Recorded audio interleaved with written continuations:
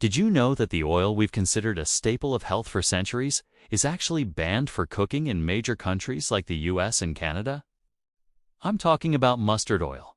If you look at a bottle in a Western grocery store, it often carries a warning for external use only. Yet, our ancestors lived well into their 90s using this exact oil every single day. So, what's the real story?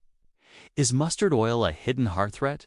Or is it a victim of a massive marketing play designed to sell us expensive alternatives? Today, we are diving deep into the science and history to uncover the truth behind this golden liquid. Welcome back. Every oil in your kitchen has a different purpose, but mustard oil remains the most controversial. While oils like olive, avocado, and coconut get all the praise in modern wellness circles, our traditional sarsen ka'tel is still under fire. Today, we're going to determine if mustard oil is actually the best for your health or if you should be worried.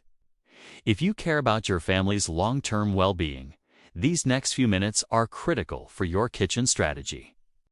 Let's start with the science. Mustard oil is packed with monounsaturated and polyunsaturated fatty acids. The good fats. It has a nearly perfect balance of omega-3 and omega-6, which helps manage cholesterol. However, the reason it's banned in the West is a compound called erucic acid. Animal studies once suggested that high levels of this acid could lead to heart issues. But here is the catch. There has never been a definitive human study proving that the amounts we eat actually cause harm. In fact, in regions where it has been used for generations, heart disease is often linked to processed junk food and sedentary lifestyles, not the traditional oil itself. Now, let's talk about the heat. Many people think extra virgin olive oil is the ultimate health king, and it is for salads. But the moment you use it for high-heat frying or traditional sautéing, it hits its smoke point and starts producing toxic compounds. This is where mustard oil wins. With a very high smoke point of around 250 degrees Celsius, it stays stable even under intense heat. This means it doesn't break down into harmful chemicals during deep frying, making it one of the safest options for traditional cooking methods. In today's global market, avocado oil is the new superfood because of its high smoke point and healthy fats. But let's be real. Avocado oil is incredibly expensive and not accessible for most households. Mustard oil serves as a natural, affordable alternative that offers similar high heat stability.